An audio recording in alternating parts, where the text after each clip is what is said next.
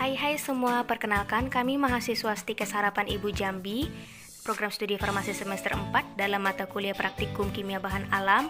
Di sini kami dari kelompok 4 akan berbagi cara pengerjaan isolasi bahan alam. Dimulai dari yang pertama, metode ekstraksi maserasi. Wortel sebanyak 4 kg itu basah.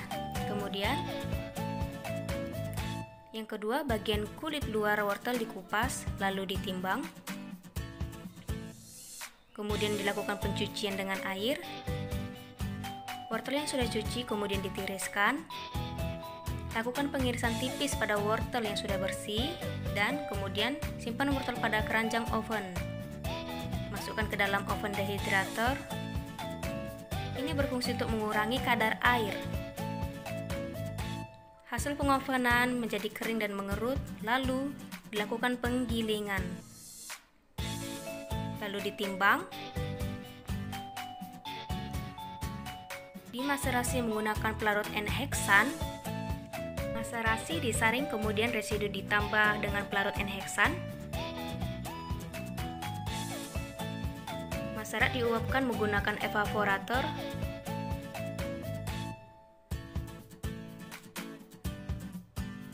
Diperolehlah ekstrak wortel yang masih cair, seperti berikut.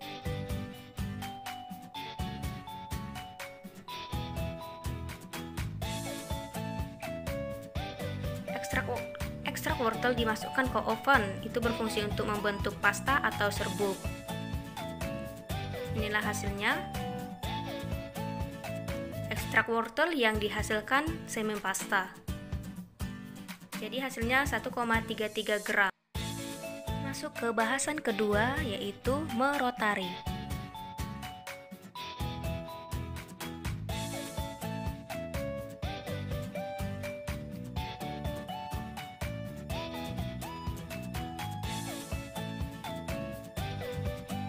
Pertama, siapkan sampel atau bahan. Masukkan bahan ke dalam labu alas bulat. Hidupkan dan atur suhu. Atur putaran dan atur ketinggian penangas air. Atur ketinggian penangas air. Hidupkan vakum. Lalu keluarkan selang pembuangan vakum. Masukkan es ke pendingin. Lalu berikut adalah proses merotarinya.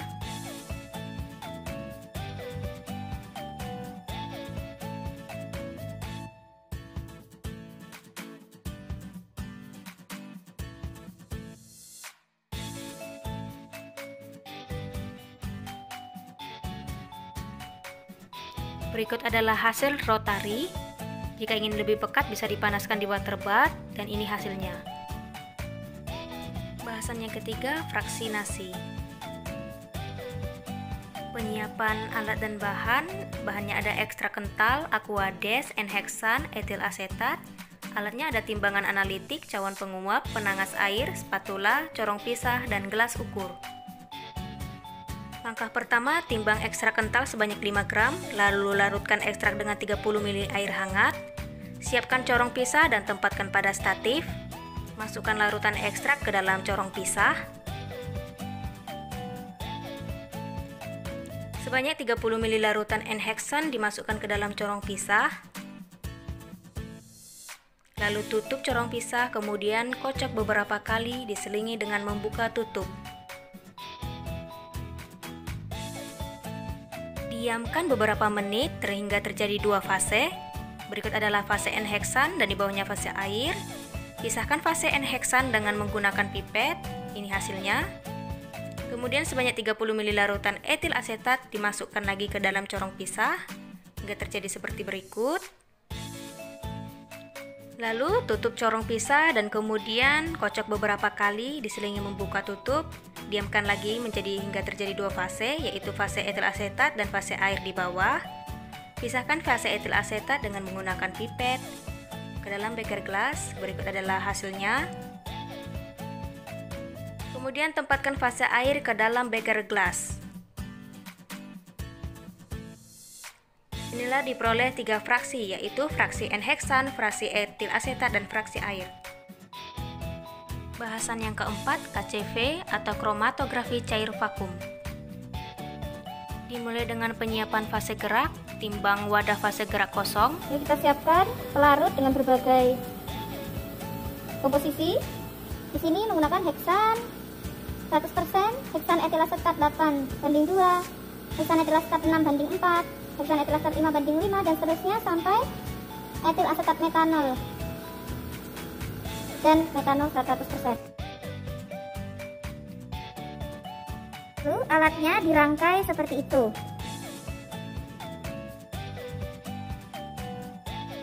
Vakum dinyalakan, silika dimasukkan. Oke, lalu diratakan permukaannya, dirapikan permukaannya.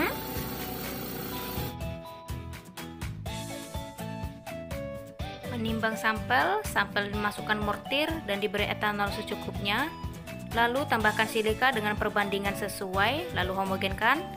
Setelah homogen, kan sampel yang sudah homogen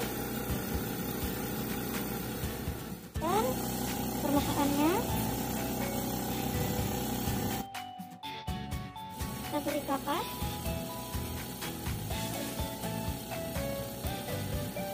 Tekan.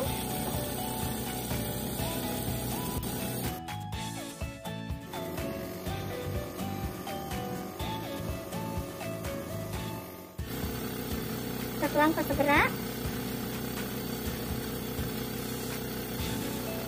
Fase gerak akan turun. Kalau kita lihat, ini sudah ada senyawa yang bisa terelusi. Senyawa yang berwarna kuning sudah memisah dari sampel awalnya. Kita tunggu fase gerak sampai turun semua. Oke, semua fase diam sudah selesai oleh fase gerak. Kemudian akan turun ke penampung. Tetesan sudah habis, kita matikan vakum. Untuk menampung kita harus membuka, lalu kita keluarkan filtratnya. Kita nyalakan kembali, lalu kita fase gerak berikutnya. Fase gerak akan turun ke bawah dan tertampung di penampung. Senyawa mulai ada yang terelusi, sudah tidak ada tetesan lagi, artinya fase gerak sudah habis. Vakum kita matikan, keran kita buka, lalu kita tampung. Senyawa terlihat terpisah, mulai ada pemisahan. Fase gerak sudah terlihat mengelusi senyawa yang berwarna.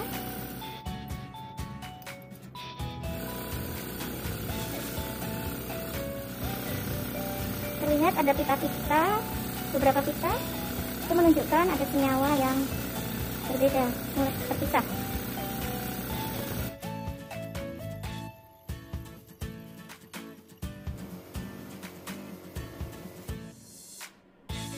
Bahasan yang kelima, KLT atau kromatografi lapis tipis. Bahan-bahannya ada fraksi N-heksan, fraksi etilasetat, dan fraksi air. Sebelumnya telah dilakukan penjenuhan pelarut untuk fase geraknya.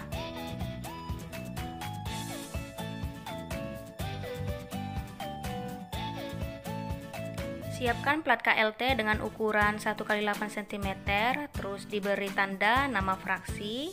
Kemudian siapkan pipa kapiler berdiameter kecil. Masukkan pipa kapiler ke tempat sampel, biarkan sampel tertarik ke dalam pipa. Lalu ditotol sebanyak 3 kali di tengah plat KLT bagian bawah, tepat di garis tanda.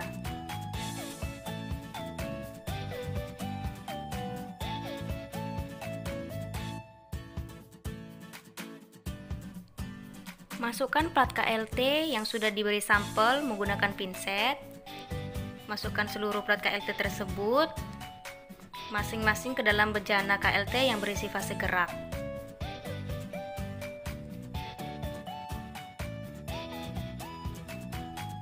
Diamkan KLT hingga fase gerak bergerak maju menuju tanda batas atas. Inilah setelah kering plat KLT diamati. Hasil KLT diamati juga di bawah lampu UV. Selanjutnya hasilnya KLT pada fase gerak etanol. Ini hasilnya.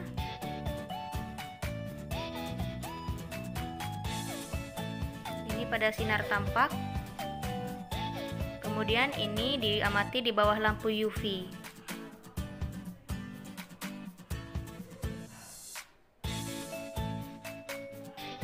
Kemudian lingkari bercak noda menggunakan pensil. Lalu dihitung nilai RF menggunakan rumus. Yang keenam terakhir yaitu KLT preparatif.